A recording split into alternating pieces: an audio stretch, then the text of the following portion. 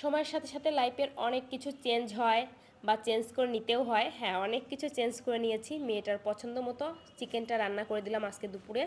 দুপুরে রান্নাবান্না থেকে ব্লগটা শুরু করলাম। বাসায় চিকেনটা রান্না করলে বেশিরভাগ টাইম একদম ঝাল ঝাল করে রান্না করা হয়, অন্যান্য খাবার দাবার কম ঝালে রান্না করা হলেও। বিরিয়ানি বা রোস্ট এই টাইপের খাবারগুলো খুব কম রান্না করা হয়, মূলত মাংসটাই আমাদের বাসায় কম খাওয়া হয়।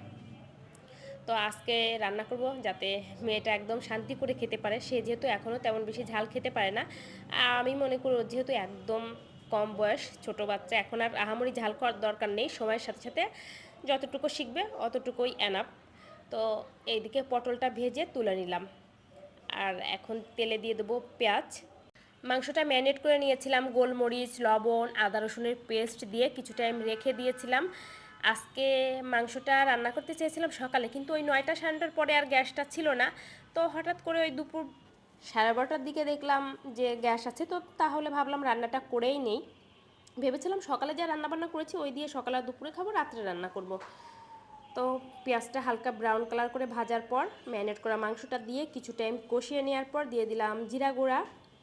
তো আবারও বেশ কিছু সময় কষিয়ে নিয়ে তারপর দিয়ে দিলাম হাফ কাপের মতো টক দই।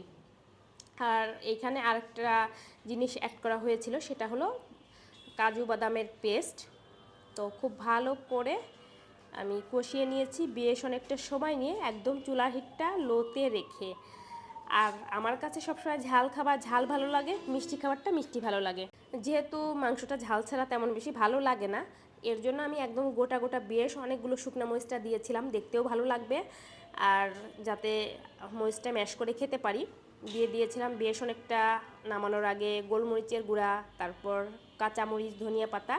খেতে কিন্তু ভীষণ ভালো হয়েছিল।